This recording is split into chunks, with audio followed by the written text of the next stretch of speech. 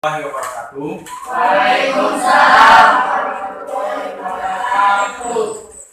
Selamat pagi. Pagi. Gimana kabarnya? Sehat. Alhamdulillah sehat ya. Mengawali pembelajaran pada pagi hari ini, ayo ketua kelasnya dipimpin doa. Siap, gerak sebelum mulai membaca doa.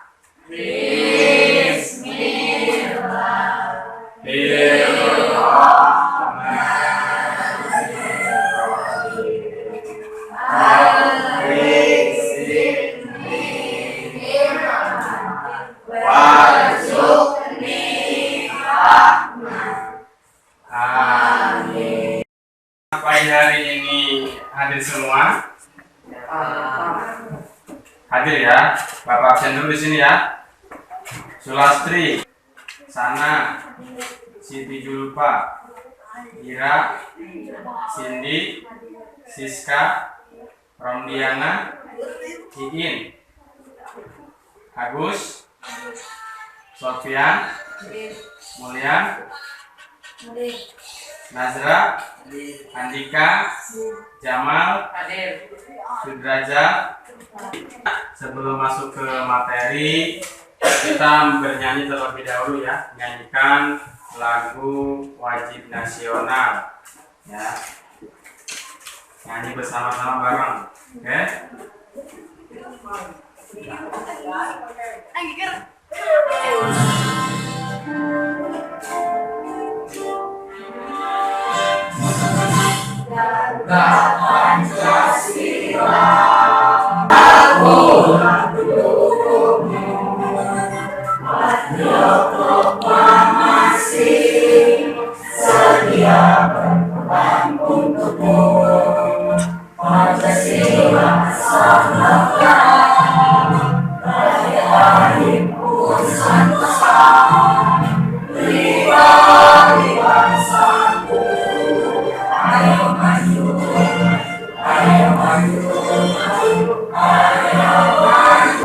Tujuan pembelajaran pada pagi hari ini yaitu kalian harus mengetahui pengertian Al-Quran dan Hadis.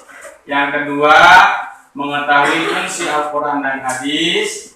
Yang ketiga, mengetahui cara memfungsikan Al-Quran dan Hadis ya di kehidupan sehari-hari itu tujuannya ya. Nah, sebelum masuk ke materi, Bapak akan mengasih cuplikan video ya. Nanti kalian cermati isi dari video tersebut ya, mengenai Al-Quran dan Hadis dalam kehidupan sehari-hari.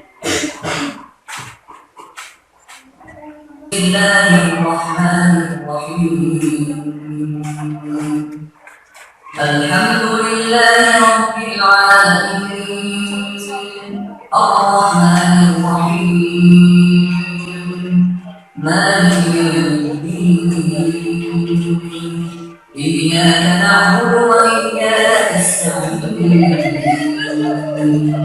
Ihdinas siratal mustaqim, Siratal ladzina an'amta 'alaihim ghairil maghdubi 'alaihim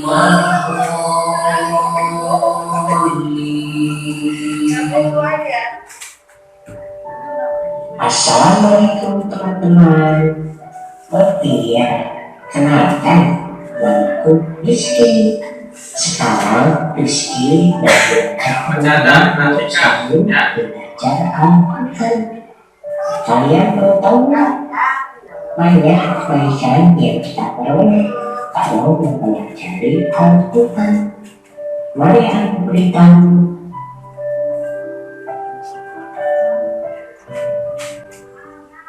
Pertama, membaca Al-Quran itu sangat besar pahalanya dan kebaikannya. Sabda Rasulullah SAW, siapa saja yang membaca satu huruf dari kitab Allah Al-Quran, maka baginya satu kebaikan, dan satu kebaikan itu dibalas dengan 10 kali lipat.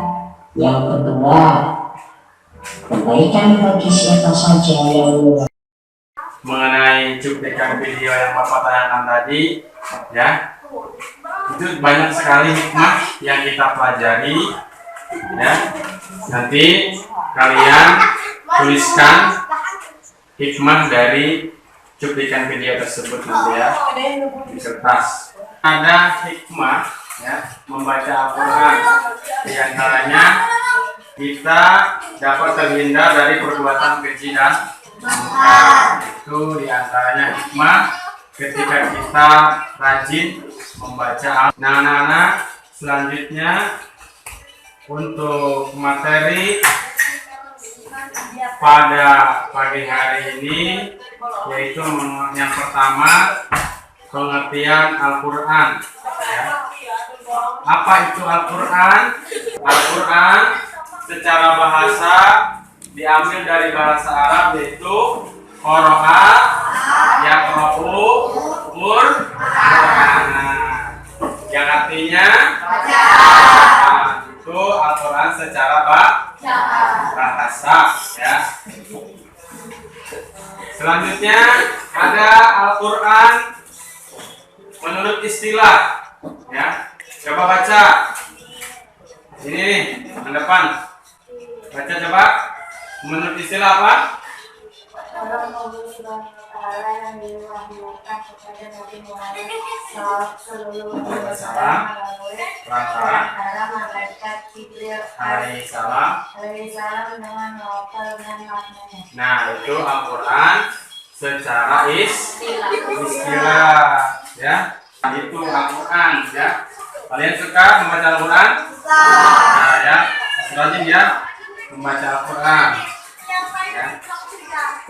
Nah, selain Al-Quran yang menjadi pedoman hidup bagi kita, itu ada Al-Hadis, ya.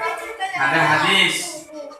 Dengan kita mengikuti hadis Nabi, itu merupakan suatu kecintaan kita terhadap Allah Subhanahu wa Ta'ala, ya, yang sudah dijelaskan dalam firman-Nya surat Al-Imran ayat 31.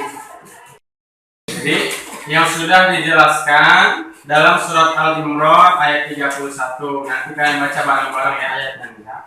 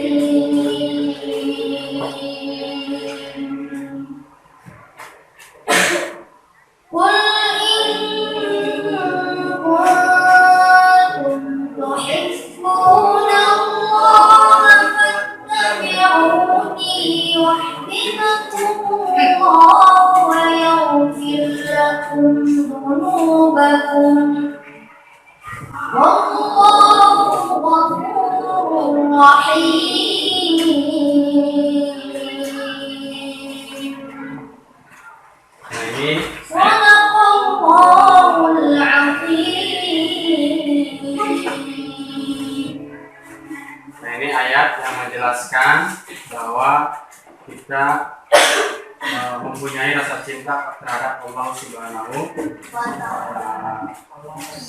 Selanjutnya ada Al-Hadis. Apa itu hadis? Ya. Hadis secara bahasa, coba baca. Kamu tuh. Secara bahasa apa? Khobarun, yang artinya kabar atau berita. Yang kedua, qoribun, artinya. Yang ketiga, baca. Jadidun, artinya baru, yaitu hadis menurut bahasa, ya. Yang pertama khobarun, qoribun, dan jadidun. Selanjutnya menurut istilah. Coba baca yang belakang kamu. Baca hadis menurut istilah apa? Perbuatan, takrir, ketetapan dari Rasulullah Shallallahu Alaihi Wasallam. Itu hadis secara istilah. Ya, bisa dipahami sampai di sini? Harus ya, harus bisa dipahami. Itu mengenai masalah pengertian Al-Quran dan Al-Hadis. Nah, selanjutnya ada nama-nama lain dari Al-Quran. Kamu yang belakang, dari yang pertama sampai yang kelima, nama-nama lain dari Al-Quran apa?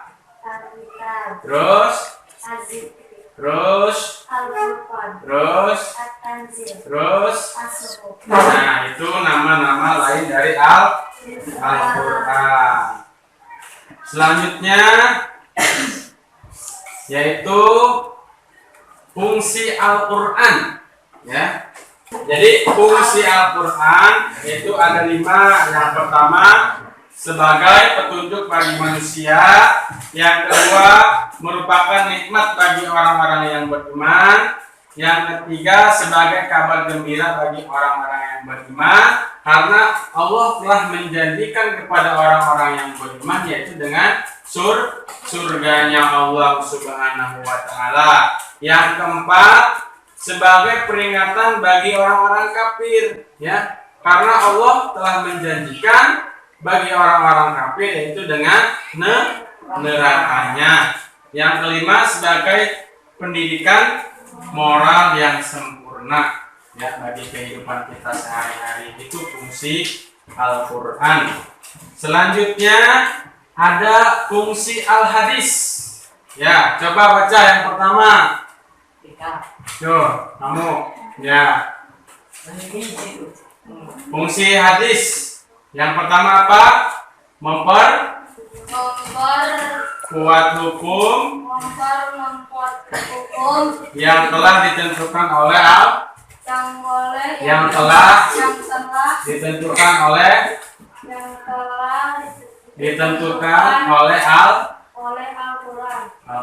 Yang kedua, baca yang belakang dulu.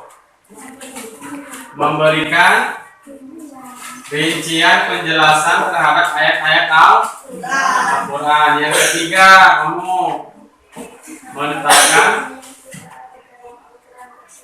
ya, itu menetapkan hukum yang tidak ada dalam Al-Quran tersebut. Itu fungsi Al-Hadis. Nah, selanjutnya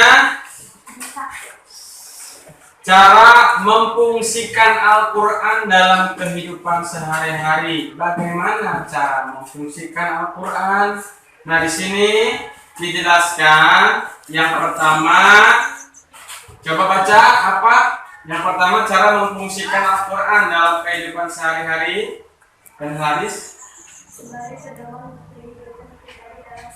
Nah, sebagai pedoman kehidupan pribadi dalam sehari-hari.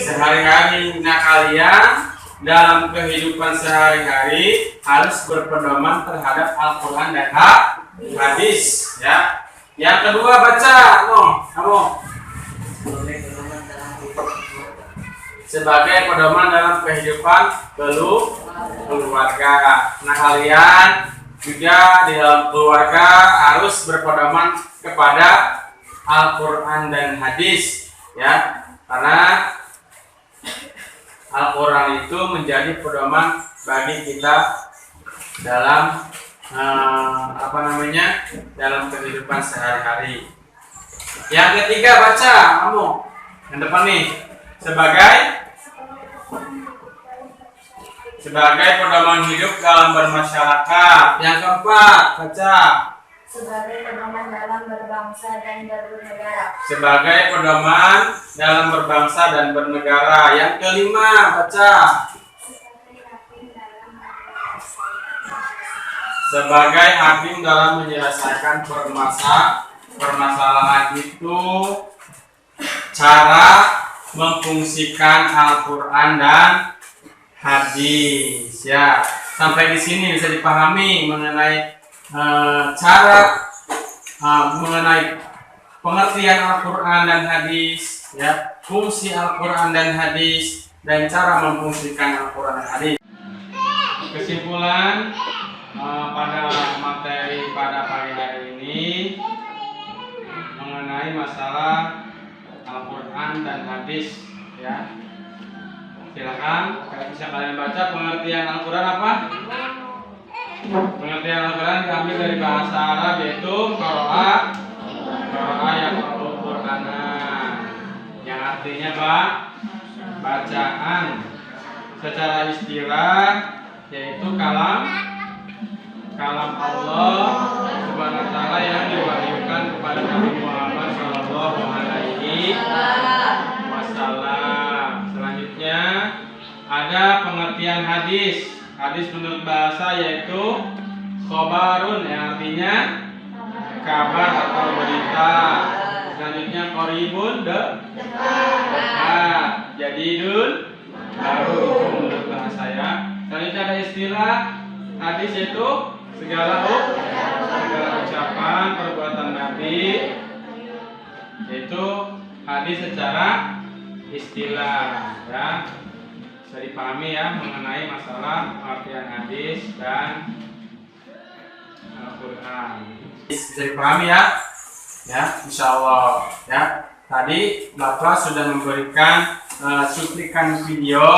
Nah, nanti kalian ingat-ingat kembali apa hikmah dari kita mempelajari Al-Quran dan hadis ya. Nah, anak-anak, nanti minggu depan kita akan membahas tentang masalah kedudukan dan fungsi Al-Quran dan hadis dalam Islam. Ya, ini untuk materi minggu depan. Nanti kalian bisa cari di Google ya, pelajari terlebih dahulu mengenai masalah kedudukan dan fungsi Al-Quran dan hadis. Nanti minggu depan kita akan bahas ya. Nah, sampai di sini ada yang tanyakan? Alhamdulillah ya, paham ya. Selanjutnya Bapak akhiri materi pada kesempatan pagi hari ini dengan membaca doa kafaratul majlis ya. Subhanallah Subhanallahumma wa bihamdika asyhadu an la ilaha illa anta astaghfiruka wa atubu ilaik. Cukup sekian, kurang lebihnya mohon maaf. Assalamualaikum warahmatullahi wabarakatuh. Waalaikumsalam warahmatullahi wabarakatuh.